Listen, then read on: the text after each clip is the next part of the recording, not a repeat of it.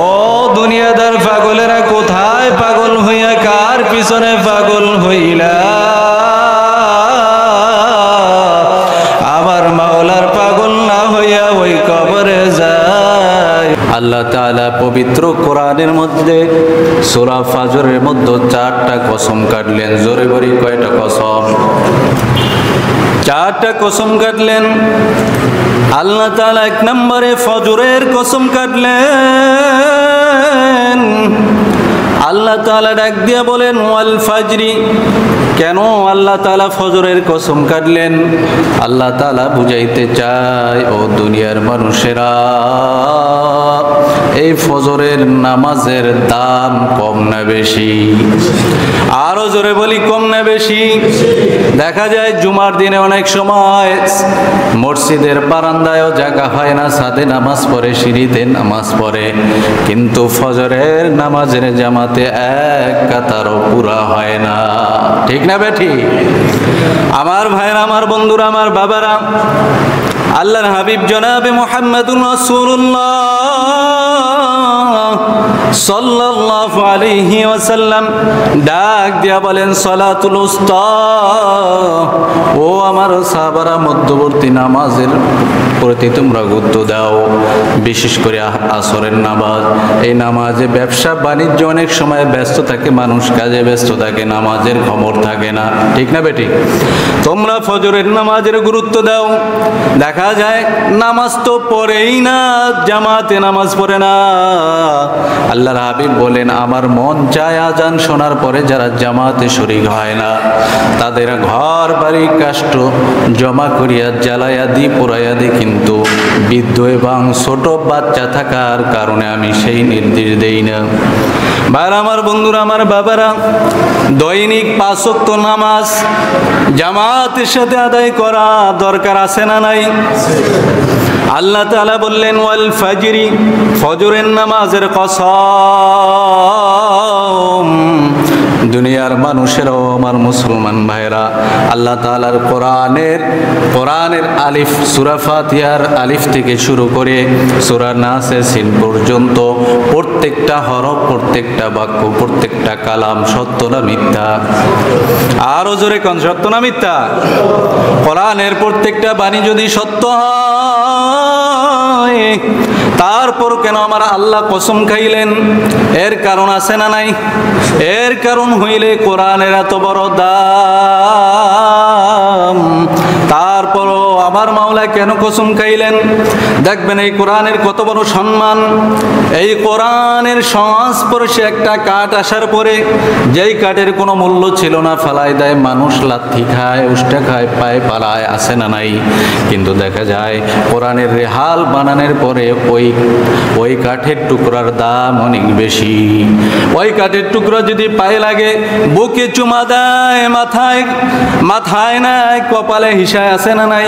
কেন? ওই কোরআনের সাথে সম্পর্ক লাগানোর কারণে একটা কাপড় জুজধানের দাম বাইরিয়া গেল। কোরআনের সাথে সম্পর্ক থাকার কারণে, কোরআন সিনায় থাকার কারণে একজন আলেমের সম্মান কত বেশি। দেখবেন বড় বড় এমপি, মিনিস্টার পর্যন্ত যদিও থাকে, বড় একজন আলেম কাছে গেলে তাকে বসতে চেয়ার দেয়। ঠিক না বেঠিক? এই যে চেয়ারটা দিল, এটা কেন? এটা কোনো আলেমের কারামাত নাই, এটা আলেমের ইজ্জত নয়, এটা হলো কোরআনের সম্মান। কিসের সম্মান? কথা বলেন না। এটা হলো কিসের সম্মান বলেন? কোরআনের সম্মান।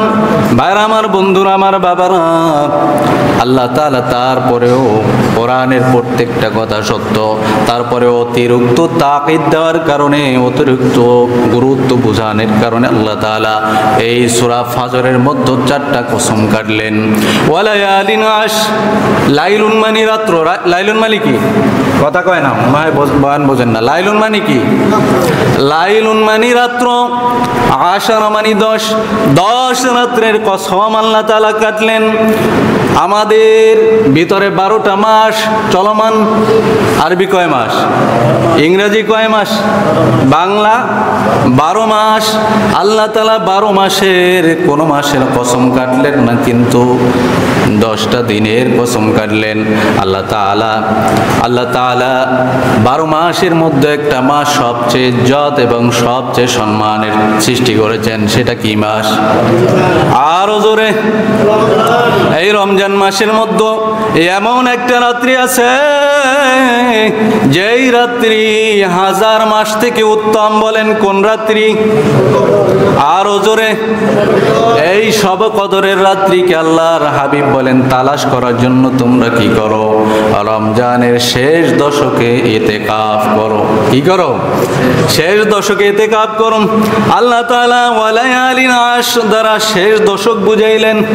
তাফসীর ইবনে কাসিরের মধ্যে লিখেছেন এই শেষ দশকের কসম কাটলেন। কেন বাবা? ইতিকাফ হলো 3 প্রকার। কয় প্রকার? একটা হলো ওয়াজিব ইতিকাফ, সেটা হলো মান্নতের ইতিকাফ। আর হলো সুন্নাতে মুআক্কাদা কিফায়া, সেটা হলো রমজানের ইতিকাফ। এরপর হলো নফল ইতিকাফ। নফল ইতিকাফ, এই নফল ইতিকাফ হলো সাময়িক কিছু সময়ের জন্য আপনি মসজিদে এসেছেন, ইতিকাফের নিয়তে আসবেন, কিন্তু দেখা যায় মসজিদে মাছের বাজার মিলায়। ইতিকাফ তো দূরের কথা, দুনিয়ার গাল গল্প সব মসজিদে চলে আসে না নাই? কথা কয় না? আসেনি? ভাইরা আমার, বন্ধুরা আমার, বাবারা, মসজিদ তো ঘুমের জায়গা না। মসজিদের কারেন্ট বিল অপচয় হয়, ফ্যান চাইরা ঘন্টার পর ঘন্টা ঘুমায়। আসে না নাই? কথা কয় না? হালাল না হারাম? এখন উত্তর দেবে না, নিজেরাই তো করে।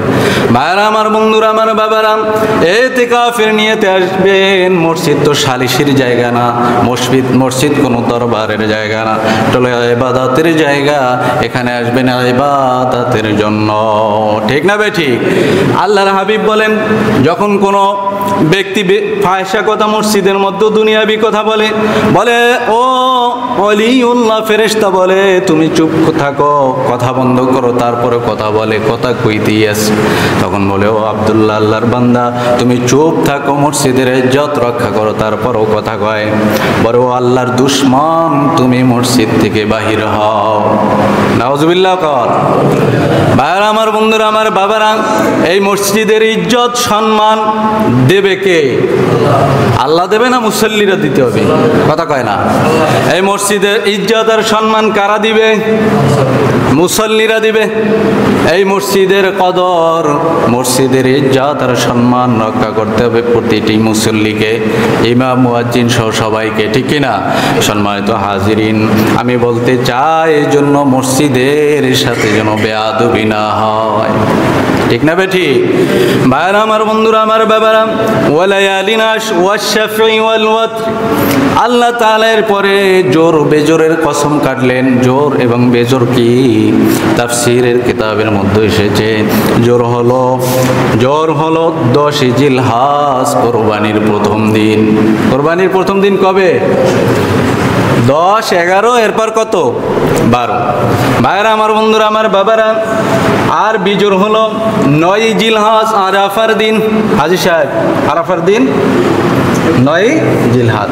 সুবহানাল্লাহ বল।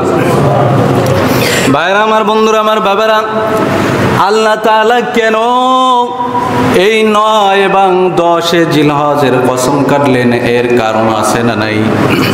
ভাইরা আমার, বন্ধুরা আমার, বাবারা, দেখবেন আপনি আমি দুনিয়ার পাগল, কেউ বা টাকার জন্য পাগল, সারাদিন ব্যস্ত দোকানে, নামাজের টাইম নেই। আছে না নাই? ভাইরা আমার, নামাজের তার টাইম নেই, জিকিরের টাইম নাই, তাসবিহ তাহলিল আদায়ের টাইম নাই, সারাদিন দুনিয়া। কেউ বা সুন্দরী নারীর পাগল, কেউ বা টাকার পাগল, কেউ আবার সম্মানের পাগল। আর একদল মানুষ আছে আমার মাওলার পাগল। ইব্রাহিম খলিলুল্লাহ এমন একজন লোক যিনি আমার মাওলার এমন বড় আশিক, এমন বড় খলিল, জলিলুল কদর পয়গম্বর। ফেরেশতা ডাক দিয়া বলে আল্লাহু কারীম, পরীক্ষার জন্য। এবার ডাক দিয়ে বলে, কে এত সুন্দর করিয়া আমার মাওলার নাম শুনাইলা? আমার মালিকের নাম আর একবার শোনাও। জোরে বলি সুবহানাল্লাহ। এবার ডাক দিয়া বলে, হুজুর